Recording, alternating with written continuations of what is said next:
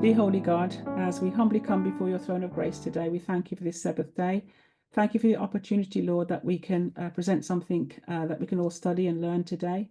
It's certainly helping me, and I love when people participate. It helps me to learn more than perhaps I think I know. So please bless it now, Lord. Help it to help me more and people who listen to it, and that we'll continue to have a blessed rest of the Sabbath. So we'll give you thanks and praise in and through our beloved Saviour, always to your great and glory. Amen.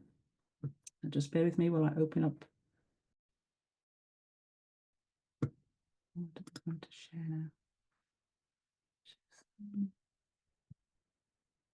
Come from this.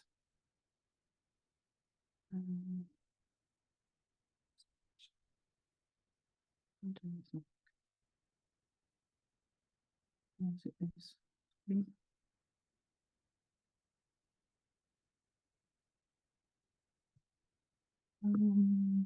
Now I'll get this presentation full. I don't get it. Oops. Sorry, I don't know how to get it all the slide. Right, can everybody see this? Yeah, Debbie, are you able to pick Spotlight for you? Because it won't do it. I don't know why it doesn't do it for me. Well, how do I do Spotlight? I've got a clue now. That's all right. It should just. You're the expert, Emma. I know. It should come off automatically. Let's make you Curtis. Let's see if that works. Yeah, I don't know how to do that. Sorry. I was going to say Kurt isn't normally the one who helps me with all that. I bet he's struggling. Weary pilgrims this morning. Let me see. It's all right. I'll hold on until you're done. I know. I'm sorry. I don't know. Was it playing up this morning? Playing up this morning, was it a bit? Well, it wouldn't open because I had to log in I had to log in first, but then it wouldn't still. I'm not sure why it's not. Usually, if I click on you as a participant, it says Spotlight participant. It says, is Magic there? Maybe you could help. To multi-pin, stop participant sharing. Yeah. I think you pin as well. I'll pin you, but I still don't think that's going to do it. That's just for me, though. So, do you want me to come out of the stop share? I don't know if you can pin yourself. If you just, I've pinned you on my screen, but you see, I don't think that helps. It should just say Spotlight. I think you pin as well. No, you don't normally have to pin as well. You just have to press. Never mind. Hopefully, if you're just talking, it will still stay. It'll still mine if I put a pin on. I'll be honest. Emma, I don't know how to do that unless you tell me how to do it. You say. Is your video on for you? Your screen sharing, but you're not on. We can't see you by the side. No, I don't want it like that. Right, maybe that's why, because you're not speaking, it's just going to pin the screen because you're not actually opened your video and that's maybe what it is. Yeah, I don't like that, but, like you. Oh, do you mean like the little bit? No, I don't like that. I'd just rather have this. Okay, no, that's fine then. Carry on. Sorry. All right, thank you, Emma. Thank you. Right, okay. So this is a Sabbath school presentation that I've chosen to do today. Hopefully, it'll work. No. Right, okay. Here we are. So the title of my presentation today is Trump's Economic and Geopolitical Strategies that he's done for 2025. Okay. Oh, do I just press? Okay. So as of 2025, Donald Trump's presidency has been marked by several significant themes and events. And first of all, it's American first policies, economic performance, trade wars, foreign policy, immigration policies, controversies and legal challenges, and political polarization. I don't know if anybody wants me to go over some of those, or do they understand what they are? Anybody? Well, we know that American first policies talk about, economic nationalism, immigration reforms, and all those type of things, and so forth. If there's any on there that you don't understand, I can sort of elaborate more, but I think most people know what these things are. Yeah? Okay. Take that as a yes. So I'm going to talk today about tariffs. We're going to talk about Greenland, and we're going to talk about the Panama Canal. So we're going to be analysing tariffs. We'll talk about trade wars and territorial interests. Could somebody read what's on the screen for me? Please, very kindly read. Anybody?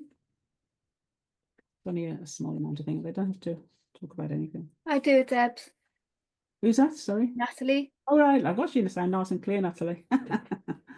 Your overview of President Trump's policies on tariffs, discussion of Trump's interest in purchasing Greenland, analysis of historical context of Panama Canal, comparison of Trump's approach with previous administrations, and implications of these policies on US international relations.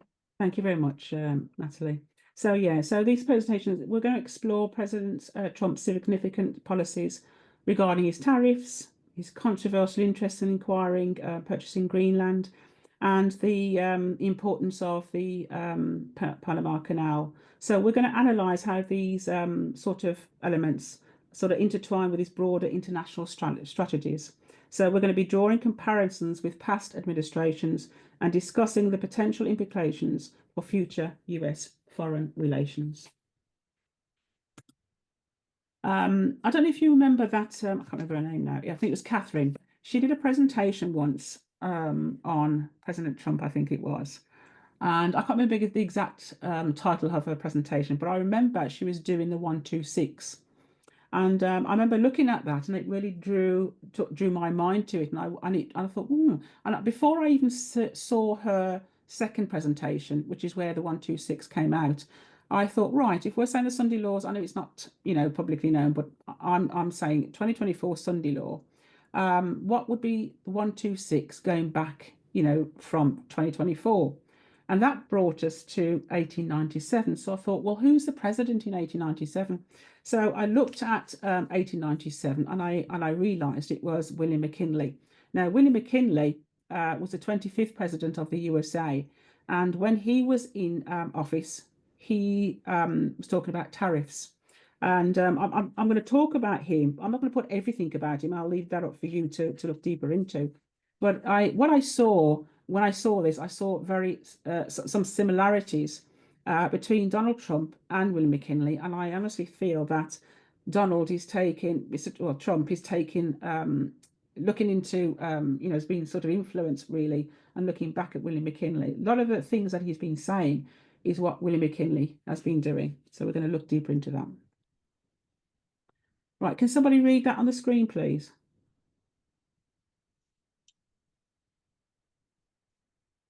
Primrose, can I ask you to read that on the screen, please? Oh, sorry, who was that? Blessing. Oh, Blessing, morning, Blessing. Yeah, go ahead, sorry. All right. What is a tariff? A tariff is essentially a tax or duty that a government imposes on goods and services imported from other countries. In simpler terms, it's an extra charge that a country applies to foreign goods to make them more expensive. How exactly do they work, and why do countries rely on them? More importantly, how do they shape global trade and impact the products we buy today? There are three different types of tariffs. That is, 1, ad valorem tariffs, percentages added to the value of the imported goods. 2, specific tariff. This type of tariff applies a fixed fee per unit of an imported good. 3, compound tariffs, where the percentage of the value and the fixed fee per unit are applied. And also thank you, there's also retaliation and trade wars. So, I mean, they could go on, but those particular ones sort of came out to me, and we're going to understand about the retaliation and trade wars a bit later on in the study. So where's asked the question, thank you, Blessing. How exactly do they work? Why do countries rely on them? Could anybody answer that question? Or do you want me to? Yeah, sorry, go on, Blessing. I don't know much about economics, but there is something I do know about tariffs, which is not much. My understanding is that, one of the things that tariffs do for a country is protect their local industries and production. Yeah. So it's a way of promoting the purchase of locally made items over imported goods if those items are actually produced in the country. So if you're importing steel, for example, but you have steel manufacturing in your country, the country can impose tariffs on imports to try and encourage the local industry. So it's sort of a protectionist measure in that sense. I'm not saying it's the only thing, but that's one thing I know tariffs are used for, to protect the internal economy, if I can say that, the domestic manufacturing. Yes, exactly. Yeah, thank you very much. Does anybody else understand what that was, or do they understand that? Basically, and thank you for that, Blessing. So yeah, so generally the countries impose tariffs for the reasons of protecting domestic industries, industries tariffs, and shield local manufacturers from foreign competition, in particular industries where the country may not be as competitive. And I can give you an example. In the 2000, I think the US imposed tariffs on imported steel to protect American steel workers from cheap steel imports, particularly from China. So this raised the price of foreign steel, making the US produce steel more competitive in the domestic market, and things like that. So yeah, thank you. Right. Debs, could you just go back a slide? Can you? I just wanted to see the year that you put up, please. Then hold on. Oh, if I can go back. Can I go back? This one, you mean? Oh no, I'm going. No, the other one was it. Oh, Yes, I you've don't gone know how you go forward. back. Yeah, I don't know how you go back now. Don't worry. It's the first slide. Should show on the side of your computer all your slides as you're doing a PowerPoint. Yeah, it doesn't, I'm afraid. So Oh, do you want me to go there you first? go. There you go. Thank you. Is it that one? Yeah, Yeah. thanks. Thanks a lot. It's not the Oh, date. right. Okay, so sorry. No worries. Thank you. Yeah, okay, so we'll go from that one. So yeah, yeah, we'll move on from that if anybody doesn't have any questions about those ones. Okay, so we'll go on.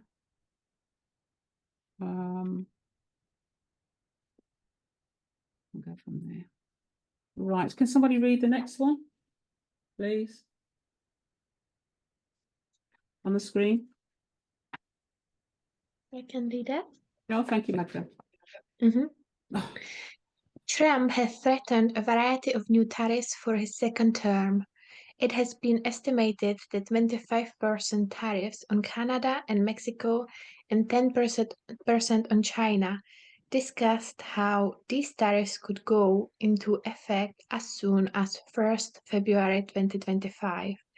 This would entail an economic output of 0.4% and increase taxes by $1.2 trillion between 2025 and 2034.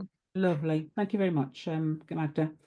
So we can see that Trump tariffs are, they're having an economic impact on the Trump war. So at least a dozen estimates on Trump's proposed tariffs show that they will have harmful effect on the American economy. And yeah, so supporting the standard view among economists that tariffs reduce trade and distort production, leading to lower standards of living. So this is what people are saying about it. So they reckon that the tariffs will shrink the size of the economy by reducing work and investment. So there's a lot of negative feedback on what Trump is trying to do through these tariffs. Okay. And if anybody wants to add anything about that, if not, we'll move on. Can somebody read that on the screen, please? Sorry. Why won't that sorry. help America? What, isn't it everyone else that will suffer? Why won't it help America if they increase the taxes on those imported goods? Because production inside will go up, won't it? Won't they get more? It will do. I mean, I think what he's trying to do, I think from what I've been reading, he's trying to, obviously it's going to cause, it's going to have effect on businesses and the consumers. So obviously those tariffs will then impose upon people buying these consumer goods as well. So even though he was talking about it and he said, oh, there's going to be pain in the beginning. I think what I've been reading, what I've sort of extracted, what he's trying to do is, even though it sounds very negative at the moment, I think what he's trying to do is trying to get business back into America. And I think what he's trying to do is get these other countries, even though it's not good to do it on your allies, he's trying to get them to say, oh, instead of paying all this money on tariffs, why don't we, produce our goods and do it in America? So I think what he's trying to do is trying to get manufacturing back into America, and provide jobs for people. That's the only way he could do it, by that, because he's trying to lower taxes at the same time. So I think he thinks by doing that, that people out there will say, oh, you know, it'd be better if we make these goods, or, you know, more cost effective for us to do that. And in doing that, they'll come to make the goods in America. They won't have to pay the tariffs, and then he will be able to open up the jobs for people. I think that's, from what I've understood of it. Yeah, I think that's the driving force behind it. So I mean, presumably the he is short right. term. I mean, don't get me wrong. Tariffs do bring in a lot of money. You know, they do. But I mean, he's not going to, because he's trying to do. I mean, I won't talk about it, but I mean, he wants to try and bring a lot of business, and I think it's to try and get money up and get people back up. I mean, he's even said that he's going to, you know, decrease the benefits. I think it's to try and bring more money and more job satisfaction in America again, so that he can get people working. So The problem with that, Deb, is Yeah. he's getting rid of immigrants and those great people who do those jobs. Yeah, no, It's I what know. to be done in America, so it's And he's not. I agree. He's not seeing the fuller picture, is he? Really? Maybe. Yes, dear. Go ahead, Blessing. Yeah, I just wanted to add something about Sure. you know, economics. Again, I said I'm not really good at economics. I don't understand how this thing works. That has never been a strong point of mine. But something I got to learn in recent years, when I was actually trying to educate myself about economics, is that, you know, increase in economic activity for a country does not necessarily translate to a better standard of living for individuals. No. So you can actually have an increase in economic activity, whether they call it an economic boom, etc. But it doesn't necessarily mean that prices will lower, or that people will have more money, they'll get pay rises. It doesn't quite work that way. No, I absolutely agree. Yeah, so when it talks about, you know, economic output, for example, in this slide, it's not necessarily saying that that increase will benefit people. No. But at the level of economics and how economies work, like how countries work, there would be a difference. Like, I think tariffs particularly impacts the microeconomy, which has to do with how a nation basically interacts with other nations. Yeah. When you talk about, the groceries, Yeah. products, the amount of things you import versus things you import, etc. So yeah, I don't really understand all those nitty-gritties of macro and microeconomics, but just the point to say, boosting economic activity, which Trump wants to do, doesn't necessarily mean making individual people's lives better. No, But I he know. wants to do that because he's a politician and he wants people to support him. So people will have the misconception, like I had, that okay, so if an economy performs better, it means my life will be better. It's not that strict. No, because they're too much in debt anyway. Yeah, thank you very much, Blessing. Does anybody else want to add to that before we go on to the next slide? Can somebody read that on the screen, please? Primrose, can I ask you to do that, please? Yeah, I can. It's just that there's noise in my background. I hope it won't affect. Okay, so Trump and McKinley, tariff comparison. Donald Trump's approach mirrors William McKinley's tariff policies. Both presidents aimed to protect American industries through protective tariffs. McKinley's tariff led to significant economic change in the late 19th century. Yeah, thank you very much, Primrose. So McKinley, like we've just said, is the 25th president of the United States who actually did the same thing. Did somebody say something then in the background? No? Okay. Sorry, I thought somebody said something then. Oh, I thought, yeah, is that you, Blessing? Sorry, Debbie, what did you say? Oh, so I said, did you say something? No, I didn't. Oh, no, sorry, I thought somebody said something then. Okay, so basically this slide will explore the similarities between Donald Trump and William McKinley's approach to tariffs.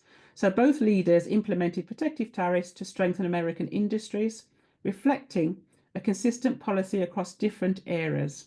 So understanding this connection can provide insight into the economic implications of such policies for the United States. Can somebody read the next one, please? Richard, do you mind reading that on the screen, please?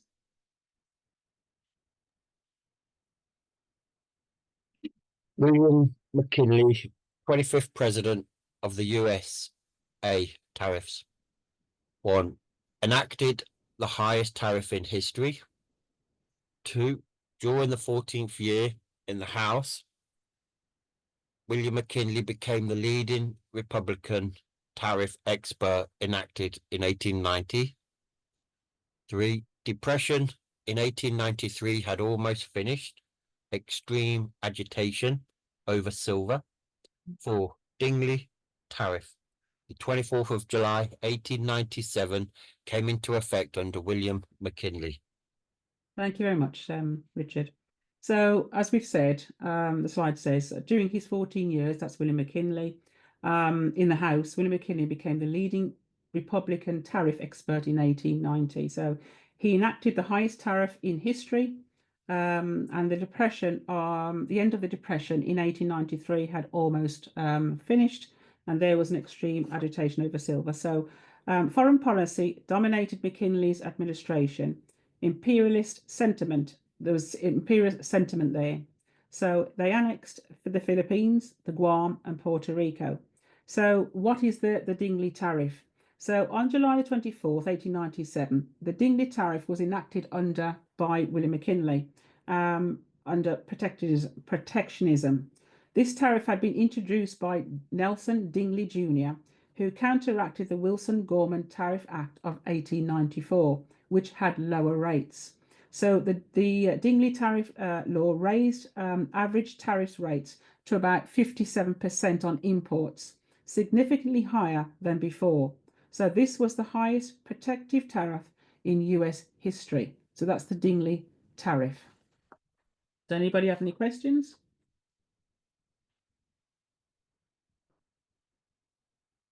Right, this on the screen now is Trump's tariff.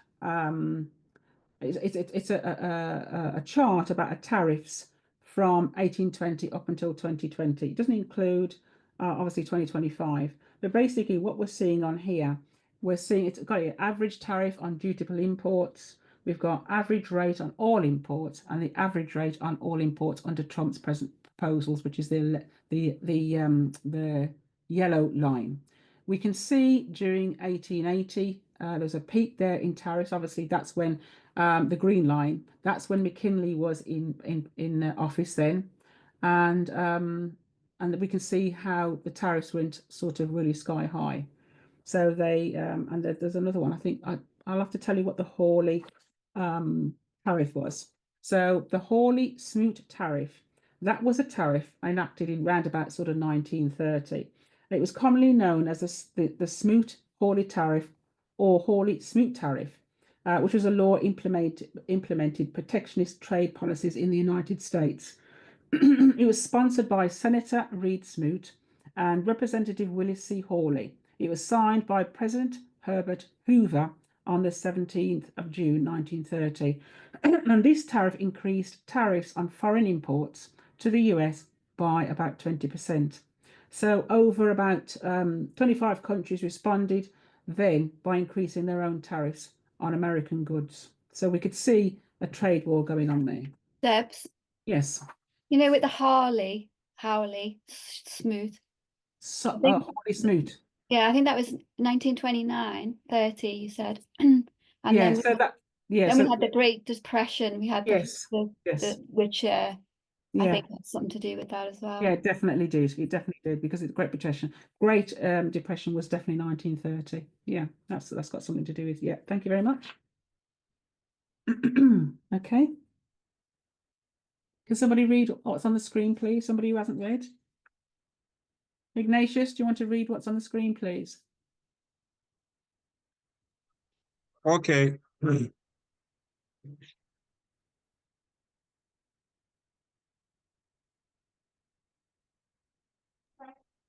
Okay. The impact of tariffs on the US economy. Tariffs can lead to trade wars and increased consumer prices. The economic implications of tariffs can affect various sectors. Both administrations faced backlash from international trade partners. Thank you very much. So tariffs imposed by Trump and McKinley aimed to protect domestic industries, but they also risked igniting trade wars. So the effects of those tariffs can lead to higher consumer prices and strain international relations. So this slide discusses how tariffs impact the broader US economy and various sectors. Can somebody read the next one, please? Hi, Debbie. Hello, who's It's that? Ignatius. Oh, right, hello there. Yeah, I want to ask a question. Is it about the previous slide? Sorry, it's about the previous slide that I just read. This one, yeah. Yeah, it's about that one. Yes. Those tariffs, usually from my little knowledge of economics, governments usually when they impose tariffs on products, they are not obviously intending to make life difficult for their locals, but they are saying we can make these things internally, so why should we buy from outside? So you want to improve your economy. So by so doing, you say, okay, so we're gonna say that this pencil, since we have a company internally that can make a pencil, so we're gonna say a pencil that's made in Germany, we're gonna make it more expensive, while our own pencil that's made in the US, for example, is cheaper, so that the consumers will be forced to buy our local commodities, and that results in a boost in economy. So my question then is that not what Trump is trying to do or trying to achieve? Competitively, you mean? I think what he's trying to do is, well, I think, like I said before, what he's trying to do, even though you think to yourself, gosh, he's making it more difficult by adding all these tariffs. But I think what he wants to do, he wants to bring money into the country. But at the same time, I think what he's trying to do is get these other countries or other businesses back into the United States. I think he wants them to say, I don't want to pay these tariffs. They're too expensive. We're going to be losing money because it's going to be more competitive for them. So I think his ideology is really to get them to make the product in the USA, and because he wants to create jobs as well. So I think there's all that tied into this. That's what I think. Yeah. Just to add there, Debbie. Yeah. Is that Brian? Yes, it is. Oh no, Brian. Yeah. Yeah. Just to add on to what Ignatius and yourself are saying. Yeah. What I've seen is and heard, different speakers talking on the subject is that he wants people, first of all, to put tariffs so that the goods are more competitive, local goods are more competitive. But his problem is he's doing it without the background stuff coming into play first. None of those goods are made in the States to begin with. So there's no competition. No. So it's going to have an immediate impact on the goods landing in the States. There's no competition on those products. That's number one. And then, so that's going to cause turmoil on the domestic front. Then what Trump's idea is yes, I can see that happening. But what I'm going to do is on other trade deals that I make with countries, I'm going to force their hand in any trade deal that I make. I'm going to force their hand to come here and manufacture in the States, and I will not charge them taxes. Yes, exactly. So that's the incentive. Yes, that's what I think. Yeah. Yeah. So Yeah. they come there and start manufacturing in the States. Yes. So he wins on the existing tariffs, Yeah. and the company is coming into the States.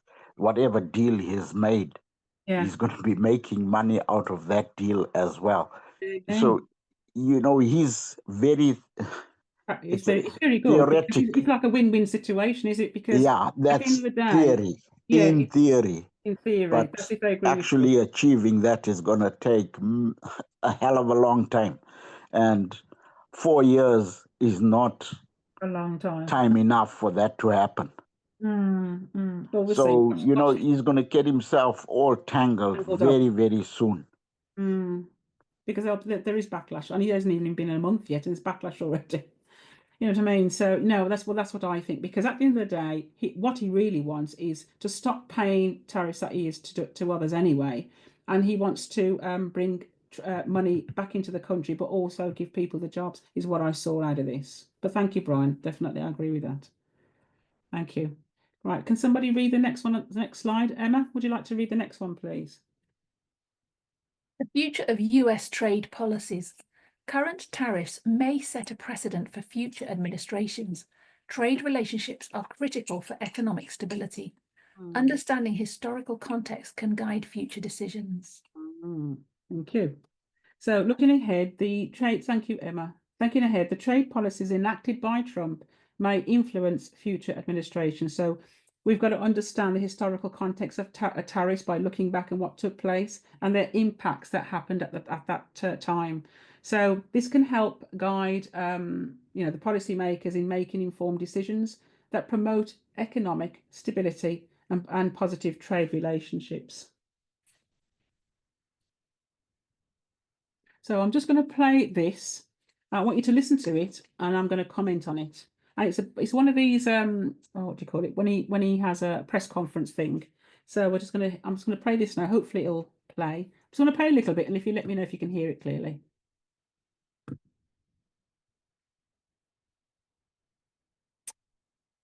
All right. Keep up. It's playing up. I think my internet's playing up a bit.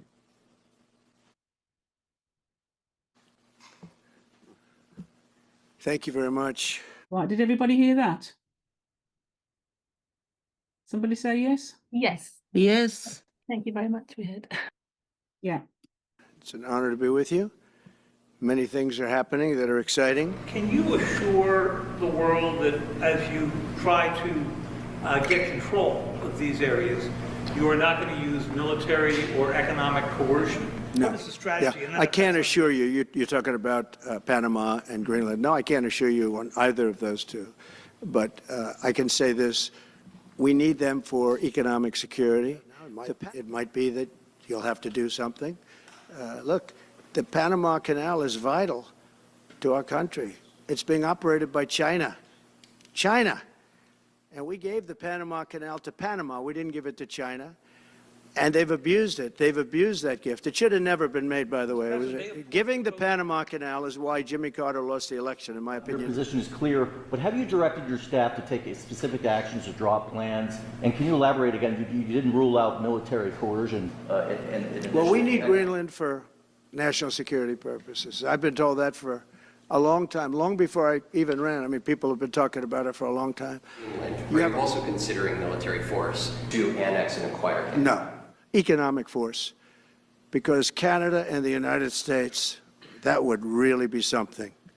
You get rid of that artificially drawn line, and you take a look at what that looks like, and it would also be much better for national security. Don't forget, we basically protect Canada. We're going to be changing, sort of the opposite of Biden, where he's closing everything up, essentially getting rid of $50 to $60 trillion worth of assets. We're going to be changing the name of the Gulf of Mexico to the Gulf of America, which has a beautiful ring that covers a lot of territory. The Gulf of America, what a beautiful name. Before it started, I can tell you that. A deal could have been made just by an average deal maker. Deal could have been made on that.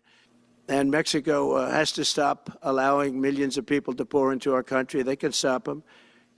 And we're going to put very serious tariffs on Mexico and Canada, because Canada, they come through Canada too. And the drugs that are coming through are at record numbers, record numbers. Okay. Right, let's go back. How do I go back to this now? Oops. Back to this. Right, okay. Oops. Okay, so during that slide, did everybody hear what he said?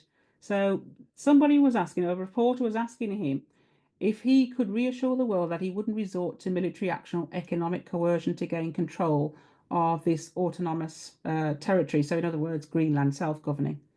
And what did Trump say when they asked him that question? So Trump was asked if he could reassure the world that he wouldn't resort to military action or economic coercion to gain control of the autonomous territory. So autonomous is self-governing. So they're talking about Greenland. What did Trump say? How did he answer the question? I think Trump couldn't reassure that, if I heard correctly, or maybe I didn't. Could you say that again? Is that Primrose? Yeah, I'm saying if I heard correctly, it sounded like he can't give a reassurance. I don't know, maybe I didn't hear quite well. No, yes, yeah. What else? Do you know what else he said, Primrose, after that?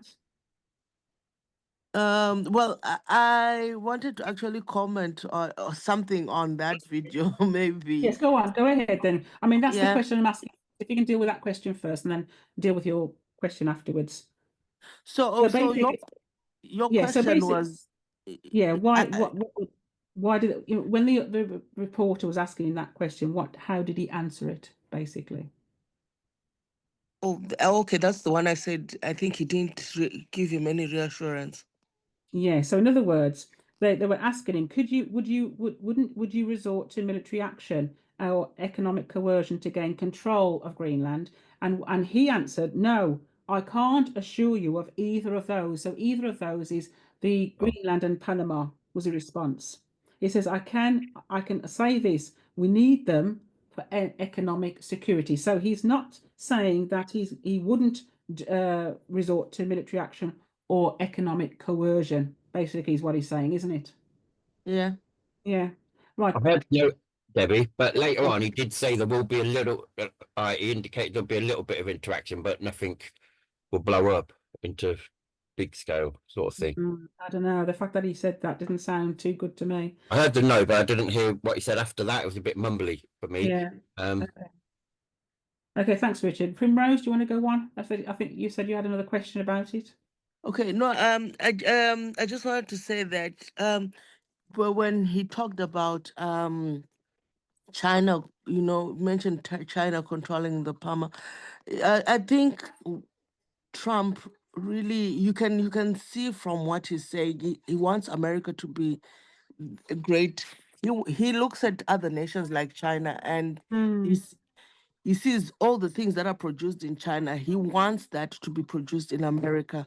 But there are things that he forgets as well. Things like labor-wise. I'm not saying whether that's right, or in terms of human rights or what, but labor is cheaper in China than in America. And I don't know how that will sound in business principles, because everyone is trying to gain money. That's the fact.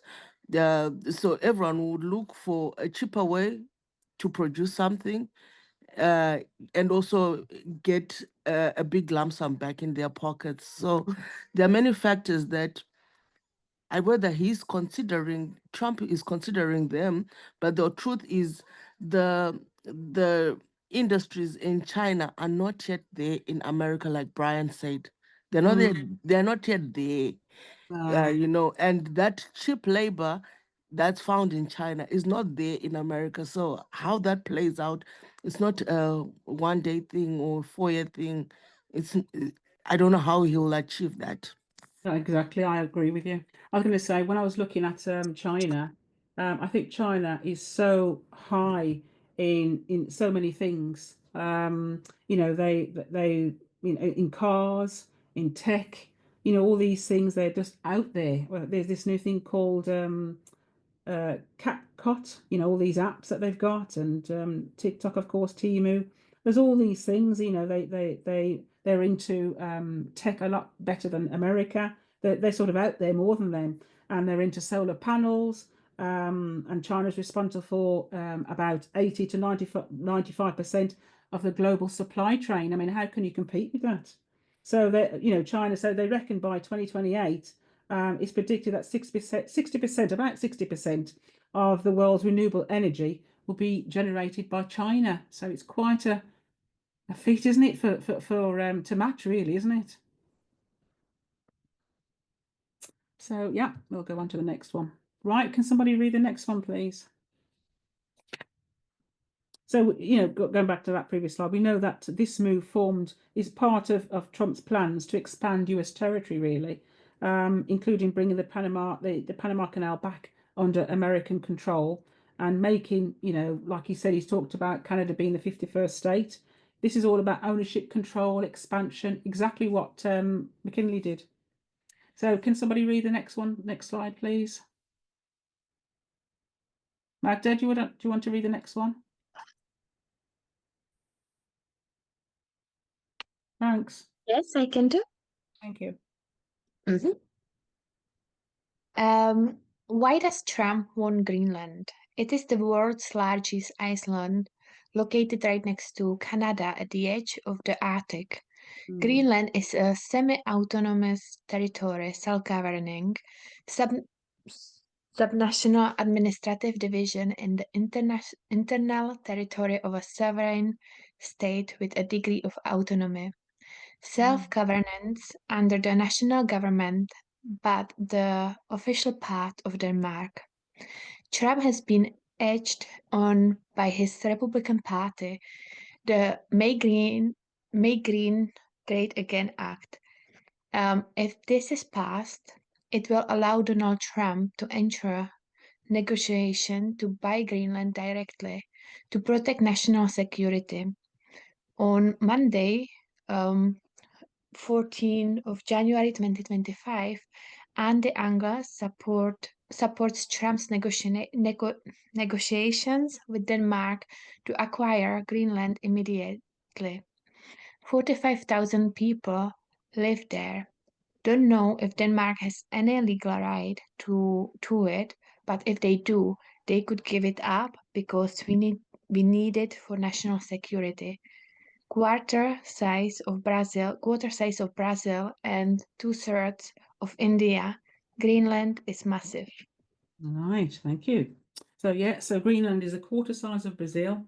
It's 2/3 of India, so it's absolutely massive. Does anybody have any questions about that?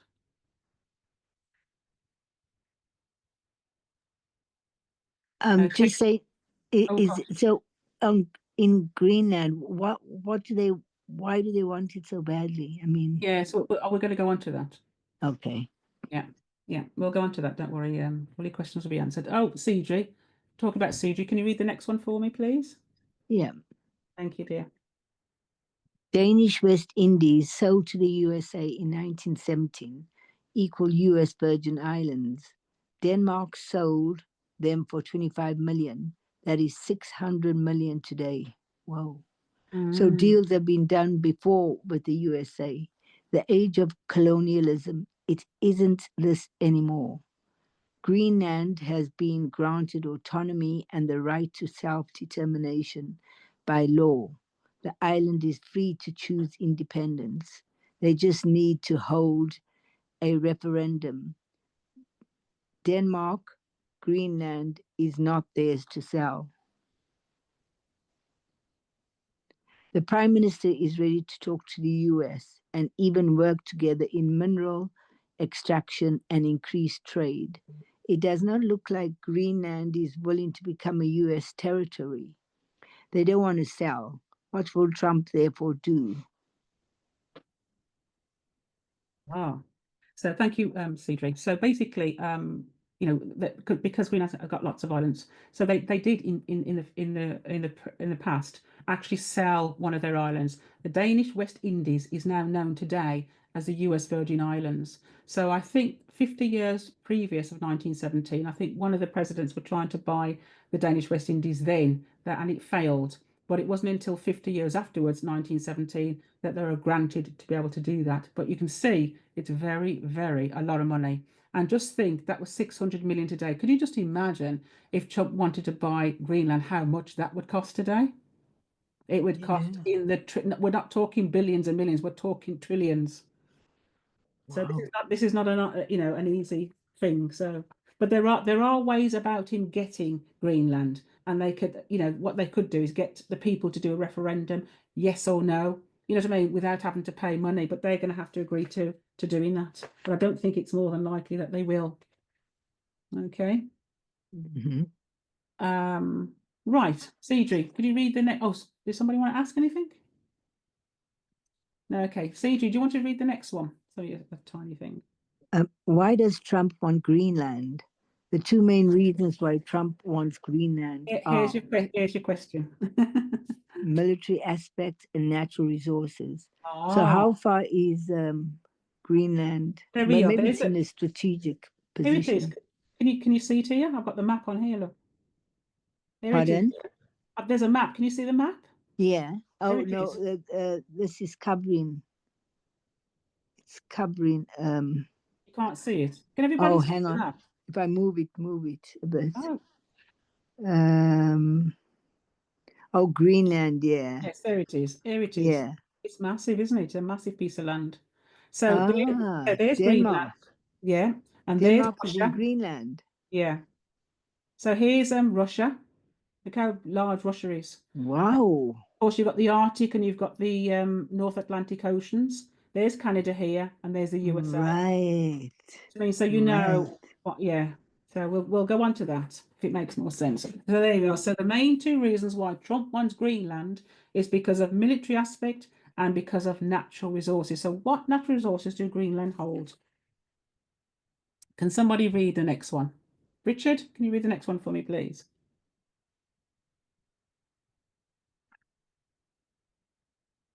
How did the US have a base in Greenland? In the aftermath of the Second World War, Denmark still administered Greenland as a colony and was conquered in a 6-hour operation in March 1940.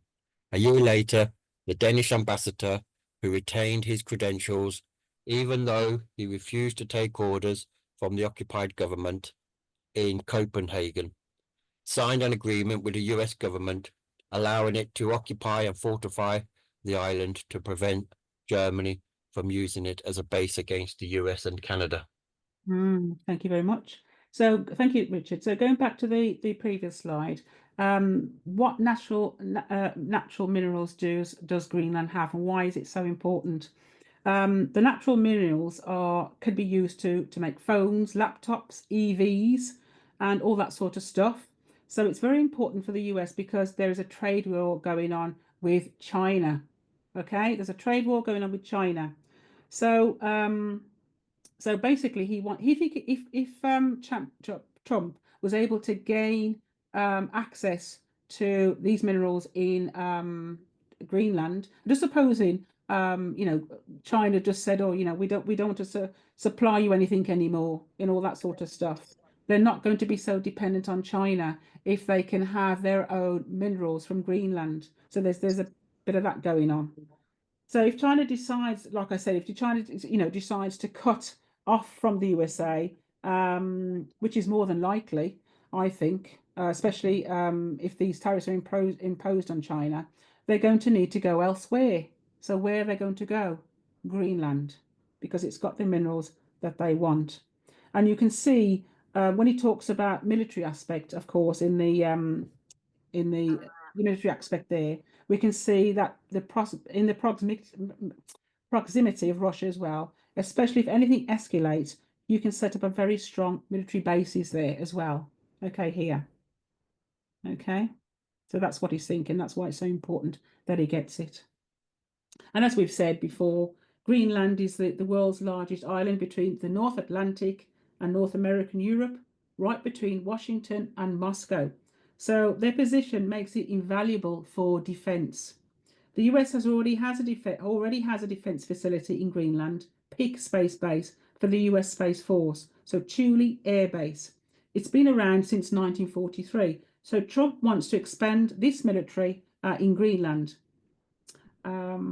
It's got mining firms that were on the island, and his Republicans want to help him to do that. Okay, so this act will empower Trump to start working on that deal.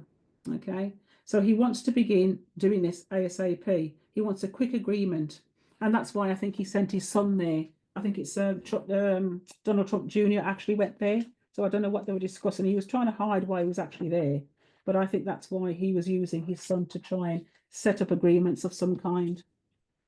This isn't, and the fact that Trump is making, wants to buy Greenland. He's not the only president that's been trying to buy Greenland. When you look in past history, there have been 3 presidents who were trying to buy it before, and those were Andrew Johnson in 1867, William Taft in 1910, and Harry Truman in 1946, and they all failed to be able to buy that. So, yeah. Somebody wanted to quick, briefly just mention, it was about 8 years ago, I was around my neighbours and had this program, and I was this American geologist, and there's like a little team of people, and they all had various skills to go into very difficult places and things.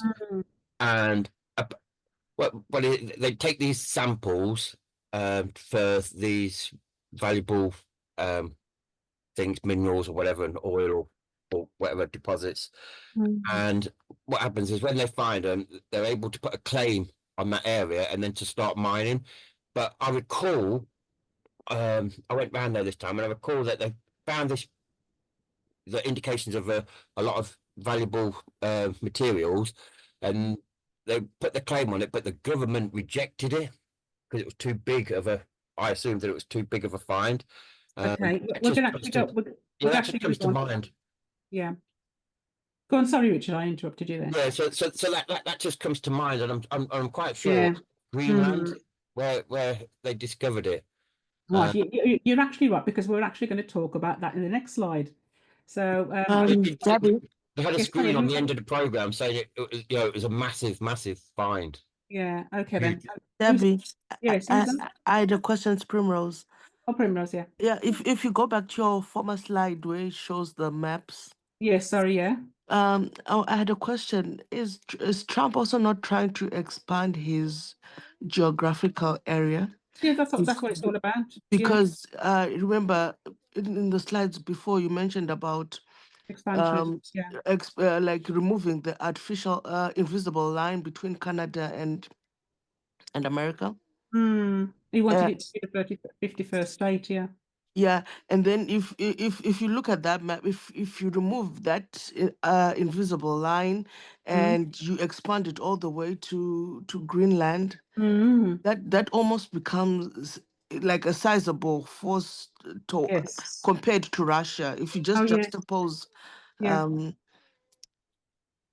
from that map, it shows. I think he might not say it, but then maybe the size of Russia also threatens. Yes, this is what he's talking about. Yeah, it is. Yeah, that's what he's doing it for. And of course, it makes America great. It's what his slogan's all about making America great, isn't it? Okay, thank you for that. Okay, can somebody read? Right, Richard. Oh, sorry, Natalie's got a hand up. Oh, sorry, I can't say. Thank you. Go ahead, Natalie. Natalie? Sorry, it was muted then. All right. Yeah, just before you move on, I wanted to mention that Greenland's part of the UN and also protection from Article 5 of NATO. So I think they would intervene. Well, they're not best pleased. Yeah, when they heard of Trump's antics, they weren't best pleased about it at all. And also the what do you call it, the King of Denmark, they weren't happy about it at all. So I think that, even though they were asking those questions, would you use military might? I mean, they're really watching him. They're not best pleased about it at all. My point is they're part of the UN. Yeah. The part of the UN and NATO. Right. Okay then. Thank you. Okay. Okay, we'll go on to the next slide. Add, Debbie. I just add. Quite interesting that years ago I used to think, why do they call it Greenland and Iceland? Because I think they got it mixed up, but Iceland is green, and 3/4 of Greenland is covered with an ice sheet that permanently. So that, and most of the population is down in the southeast apparently, and it's the least densely populated area in the world. So it's not even it's not great from the terms of people. The other thing is that nearly half of it's heavily reliant on aid from Denmark. So yes, they pay them a lot of money. Yeah, half of the territory's total public revenue comes from Denmark. So if they say we're not going to pay this anymore, then half the, I don't know what that does to the economy in Greenland. So yeah, they pay them about 600,000. They pay them every year, something like that. It's some kind of really a lot of money that they have to pay them. It's 50% of the revenue. If you think about it, if they did come under it and Trump did agree and the Greenland did agree, then just think Denmark wouldn't have to keep paying that 600,000, which must be. No, but then America would have to fork it out. Well, so yeah, I don't know, but the thing is, they don't care about the people, of course. No, they don't. It's more to do with the minerals. Resources. But then you've got to have people there to mine the resources. I suppose I don't know how many of them. They're going to get their own. We're going to come on to that. Their own people in. Yes, Right, we're going to come on to that. Okay, thank you very much. So, can somebody read the next one?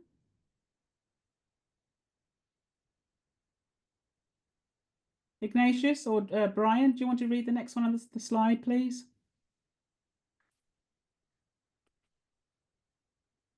No, I'll take a pass. Let somebody else read. Ignatius, do you want to read the next one, please?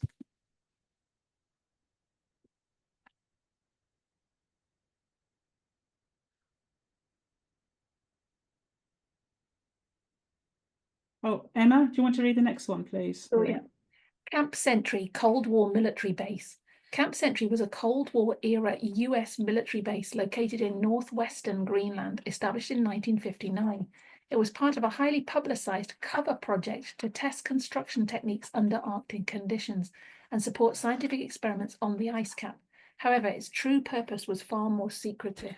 So what we're going to find out now. Okay. Would you like to read the next one? Emma? Yep, the base was actually a front for Project Iceworm, a top-secret US Army program aimed at building a network of mobile nuclear missile launch sites under the Greenland ice sheet. The goal was to create a vast system of tunnels spanning 4,000 kilometers or 2,500 miles to deploy up to 600 nuclear missiles that could strike targets within the Soviet Union. The Danish government was not informed about the true purpose of Camp Sentry and was opposed to housing nuclear weapons on their soil. I can imagine how difficult it would be to build that under an ice sheet. Yeah, exactly. But they did. Can you read the next one? Somebody? Richard, would you like to read the next one? Okay.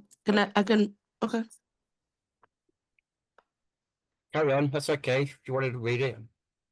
Camp Sentry included a series of 21 trenches covered with arched roofs, housing prefabricated buildings, a hospital, a shop, a theater, and a church.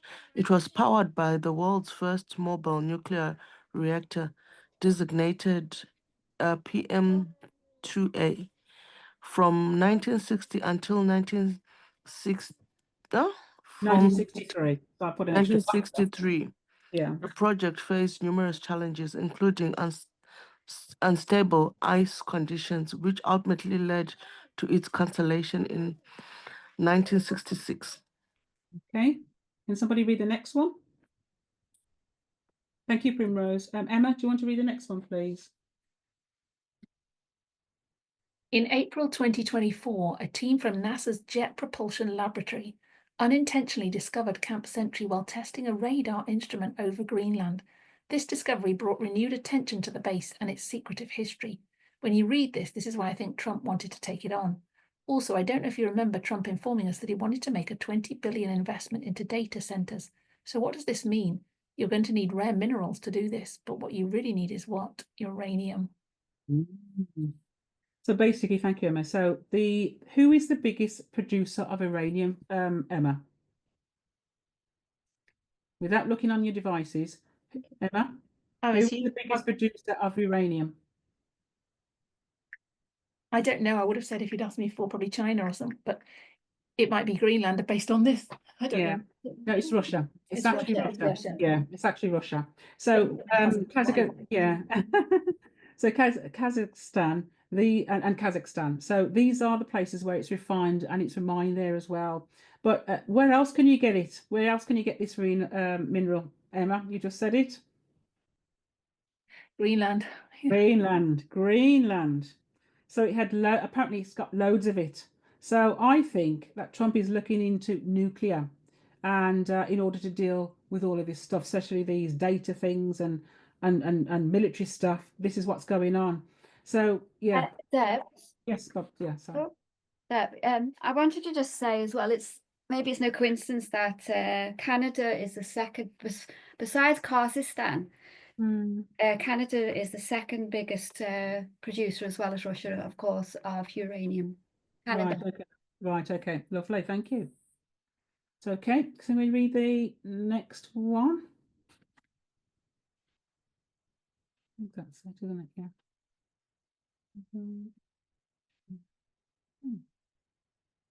Okay, can somebody read this one, please, on the screen? Blessing or Magda? Yeah, I can read. Yeah, do you want to read that on the screen, please? Imperialism and economic expansion. Imperialistic policies often accompanied tariff implementation. Both presidents sought to expand American influence abroad. The Panama Canal is a key example of U.S. imperialistic efforts. Good. Thank you very much. So can I ask what I know what I think I know what imperialistic is, but yes, exactly. So it's oh gosh, what is it? My mind's just gone now. I'm just going to say it then. It's my mind just gone. Oh dear.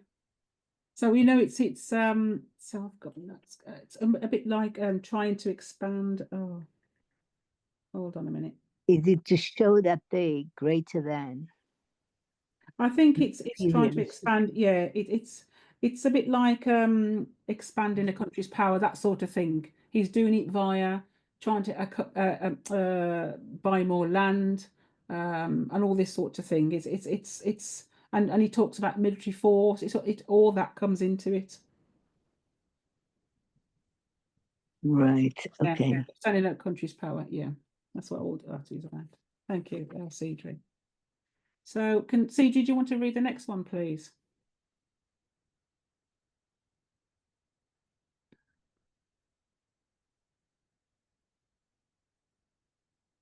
Cedric, do you want to read the next one on the screen, please? Sorry, I was muted. Oh, right, okay. What is the Panama Canal? Man-made waterway built in 1880, linking the Atlantic and Pacific Oceans, saves American business interests considerable time and costs. The USA controlled the Panama Canal until 1977. Today, the Panama Canal is one of the most important trade routes, with about 40% of all the country's container ships passing through. Trump is threatening to take back the waterway. Yeah, thank you, Cedric. So basically, it uses a series of locks and reservoirs over sort of about 51 miles to cut through the middle of Panama and connect to the Atlantic and Pacific. So it's used a lot. It enables these goods to get through faster, basically. And talking about the threat of Trump wanting to take it back, I looked back and there's a treaty agreement that prevents the United States from taking back the Panama Canal. I don't know how you pronounce this. It's called the Torrijos-Carter Treaty. So Torrijos is spelled Torrijos, Carter Treaties. This was signed in 1977, and it provided the transfer of control of the Panama Canal from the United States to Panama. So these treaties included provisions that ensured that the canal would remain neutral and open to ships of all nations. And they explicitly stated that the United States would not seek to regain control of the canal. So I don't know how that's going to be overruled since Trump wants it back so badly. So when did they take it over, and when did they 1977. just put Yeah, a certain period? yeah, they signed the treaty in 1977. They gave it back to the Panama. And so they signed that they wouldn't seek to regain control of it. They've signed that already. So I'm trying to say is, how is that going to be overrided, really? How are they going to override that if they've already said it? I know that he wants to get it back, but I'm saying, how is that going to happen? Because, you know, the Panama government, even though you could say that they own it, it's actually they've actually got a subsidiary company called it's a subsidiary company called Hutchinson Ports Holdings. This is a Hong Kong-based firm that operates ports on either side of it, and so I don't know how that's going to happen. I really don't know how that's going to happen. Well, Trump's always got away, Well, I think that I whether think it's clean or dirty. well, yeah, he has, but he's frightened of losing control of it, isn't he? So, Yeah. but and we know that Panama doesn't have any defenses either. No, So, and Debs, yeah, it said in that treaty that the treaties gave the United States the right to defend what yes, the canal if its yeah, neutrality was threatened. So yeah, some yeah. kind of threat. Panama's already given permission in that treaty for the United States to step in. Oh, there we are then. So it's going to say, because I was just going to say, strategic importance for traditional military movements, and it aims to enhance US influence in South and Central America and trade routes. So that's basically what that's all about. So watch this space. But he doesn't, even though he wants to defend it, he doesn't want to just defend it. He wants to have it back. He wants it to have it in their ownership. If Debbie, if you recall the clip you played for us, Yeah, I think the greatest threat to him is China. of course it is. For All to do with it. yeah, he can use the economic threat, you know, and there's Yeah, always yeah. been using the card that China is an economic threat, you know, Definitely. to America. Yeah, and that's what he's doing it for. That's it. He's frightened of having control. And when I saw this expansion and all the things that he's threatening, it's all to do with, and you can understand why, you know. But yeah. So basically, Primrose, do you want to read this on this? Because we're just going to come to the end soon. So do you want to read that on the screen? Okay. Panama Canal. Trump made a speech where he believed that China was controlling the Panama Canal. Is this correct? The US continued to control the canal and surrounding Panama Canal zone until the Torres and Carter treaties provided for its handover to Panama in 1977. After a period of joint American Panamanian control, the Panamanian government took control in 1999. It is now managed and operated by the Panamanian government owned by Panama Canal Authority. But Yeah, exactly. But obviously it's got a subsidiary. What I just said, it's actually a private company that's granted rights for this Hong Kong-based firm to operate it, and it's called Hutchinson Ports Holdings. Thank you very much. Okay, so we'll just close. I don't know if anybody's got any questions, but we're going to close soon. So in summary, we went over tariffs. We discussed tariffs on imported goods, which were aimed at protecting American industries from foreign competition. The key points that we drew out of this today was targeted countries, China, Mexico, Canada, impact on prices for consumers and businesses, potential retaliation from affected countries. Trade wars, economic conflict resulting from extreme tariffs. So the key points we drew from that was the overview of the trade war with China. The goals is reduce trade deficit and encourage domestic manufacturing, effects on global supply chains and economic impact on farmers and manufacturers. So what was the overall aim for the USA? Was strengthening of the US economy through protectionist policies, reasserting US dominance on the global stage, fostering national sovereignty over international agreements, building a legacy of American independence in trade and resources.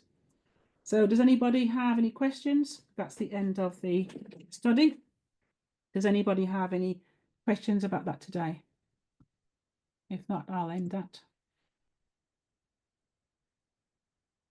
Okay. Debbie, sorry, what did you just say about the Chinese company that took over managing the locks on the Panama Canal? Yeah, it says the government has granted concessions. So the government has granted right to own to private company Hutchinson Ports Holdings, a subsidiary of Hong Kong-based conglomerate CK Hutchinson Holdings. So they have been granted rights to concessions. Has granted concessions to this company. Okay, and that's a Hong Kong-based company. Okay, does anybody else have any questions? Okay, we'll stop there then. I don't know if it's still recording or not. Was it stopped? Can I just say, so we're seeing the events leading to the kings being crowned. Can you say that again? You know, the 10 kings and the 7 kings that are crowned for 1 hour with power. So this consolidation of geographical areas or if you're asking me, I'm not sure. I don't know what that means. Yeah. I've got to grips with that's Revelation 17. It's a separate. Yeah. The 1 hour at the close of probation. Yeah, I'm not sure when the 1 hour is. I think it's further down the line. Or Yeah. But I guess it would start before when he's trying to. Yeah, I'm not sure what we're looking at, what the 10 kings are. I think that's still, we're still wrestling with that one. okay, so just do that. That's all right. I don't know. Are we still recording, or is the recording stopped? No, it's still going. It doesn't matter. It can be edited. Oh, right, If there's okay. questions to do with your program, I think it's valid, but Oh, right, if okay. anyone else has got Any questions? Did anybody have any questions about tariffs and how he's using that? And I think don't get me wrong, there's a lot more stuff involved in it, and I couldn't have got, it would have been but I mean, what I hoped to have done was drawn out the points that I think that Trump was really doing with these tariffs, understanding the complications of it, the trade wars, and all these sorts of things. And what I did was I looked at Willie McKinley. So when you've got your spare time now, look at Willie McKinley and see what he achieved. It was very much a copy of what Trump's trying to do. When he did one of his speeches, and he talks about the golden age. Well, that's exactly what Willie McKinley said. When you read about him. So I think he's mirroring his ideologies from Willie McKinley, and he's putting that into force. Yeah. Can you hear me? Is that you, Blessing? Yeah. Yeah, go ahead. I just wanted to add something to the point I had mentioned earlier about how increased economic activity doesn't always mean a better standard of living. Because one of the things that you have to deal with is income inequality. So when economic growth happens, that growth can be concentrated in the hands of a few rather than distributed across the population, which is probably going to happen under the Trump administration, because we know that Trump favors the rich, and particularly his rich allies, like Elon Musk. So any economic benefit mostly felt by those in the top 1%. Then the other thing I wanted to say is economic expansion might create jobs, but the type of jobs that tend to be created are low-wage, precarious jobs as opposed to secure, well-paying. So, for example, increased manufacturing mean we need people to work in those factories or in those industries, but that doesn't necessarily mean that they are secure jobs. Doesn't mean they're well-paying. So I think this might also kind of answer the question Ignatius asked, that, what's wrong with trying to protect the economy and increase activity? And, the simple answer is nothing wrong with it. But the more complicated answer is, depending on what your priorities are and how your government works, you can end up benefiting the rich and not everyone else. Yes, I think that's probably right. Yeah, thank you. Yeah. Just to add. Yeah. Can I add on to what my thoughts were in the beginning? Yes, yeah. An example of Trump's bullying and arm twisting tactics in business is yesterday he had a press conference with the Japanese Prime Minister, and an agreement was made, and this was exactly the Trump that people are going to know of. He arm twisted the Japanese now to buy their natural gas, American natural gas and oil from America, so that they don't impose tariffs and other trade barriers upon Japan. Japan deals a lot with America. So now Japan, wherever they were buying from, it must be China and Russia. Those products, they're going to cut off those deals with them and buy from America. And this leads to the EU. The last time Trump was in power, he mentioned it about the EU and the whole of Europe, including Britain. Stop buying your products from Russia. Why can't you buy from us? And the EU obviously at that time saw, no, it doesn't make economic sense. But now he's saying, okay, you're fighting Russia over Ukraine, but you're still buying their products over America. Why should I support you? So he's already got Japan. Watch the EU follow suit. Thank you, Brian. Yeah. I was also thinking, thank you for that. I was also looking into, he's been talking a lot about military action and all these type of things, and defensive and all these sort of things. So I remember I was reading a book, and it talks about this. I'm just going to read an extract from it. And it just says, the last time the United States experienced a major security crisis, because he talks about security crises and all these things, about, and in most speeches he talks about it. It says the 9/11 terrorist attacks in 2001, President Bush's approval rating rocketed to 90% because of a crisis. So popularity tends to loosen the constraints on presidential power.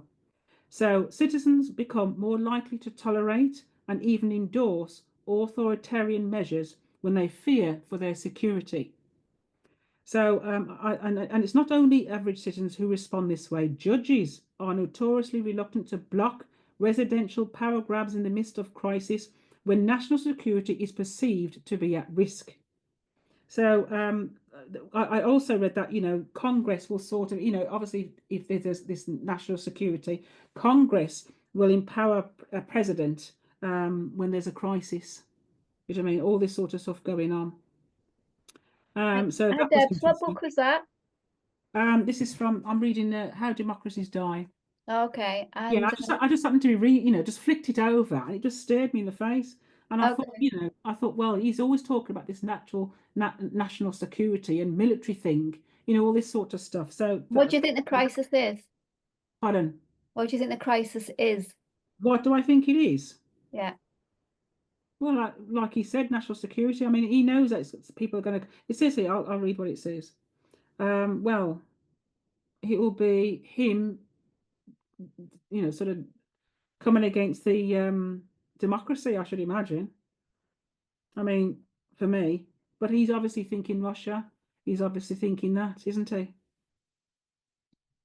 So it says here, so they would be for any president. So it says the United States fought You land. phased out that, Debbie.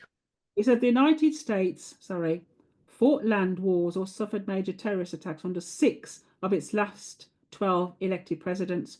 But given President Trump's foreign policy ineptitude, the risks are especially high.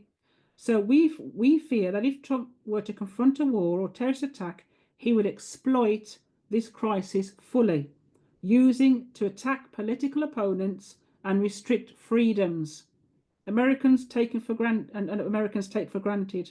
So that's what I've read as well. So that was interesting, wasn't it? Does anybody want to comment on that before we end? Thanks, Deb. I think, yeah, I agree that under a national crisis, Trump and judges and everyone else, they seem to escalate. What's that word? Escalate. Yeah. They seem to just bow down to let them do whatever they want, whoever's exactly. And that's why I read it. I thought that was very interesting because almost all his speeches, he keeps talking about national security. And this, we're going to be national security. That everywhere he's going, he keeps talking about it. So this happened. When I saw this, I thought, what's the benefit of him talking about this? And I thought he's going to use this for his own benefit. He definitely is when he talks about that. We still haven't pointed to the crisis, but that's okay. I'm just bringing. I agree with. I thought I did bring the crisis out, and the crisis was all the things that I read just a moment ago. Yeah. He's going to restrict freedoms and all the rest of it. So, especially political opponents. Yeah. Okay, does anybody else have anything to say before we close? Okay, can we stop the recording, please? Do you want to pray to close, Deb? Oh, yes, sorry. Dear Holy God, as we humbly come before your throne of grace today, we thank you for the privilege of being able to talk about our presentation today. We pray that we'll go back now, and I hope it blessed people today to really go over what Trump's agenda is. It helped me to understand a little bit more by the questions people were asking, and perhaps putting my mind right about perhaps how I was thinking. So I feel very blessed by people's participation. So thank you for that, Lord. So please bless us now, Lord, as we end the Sabbath school teaching today. And we thank you once again that we can be and study together and be with you. So we give you thanks and praise in and through our beloved Saviour, always to your great and glory. Amen.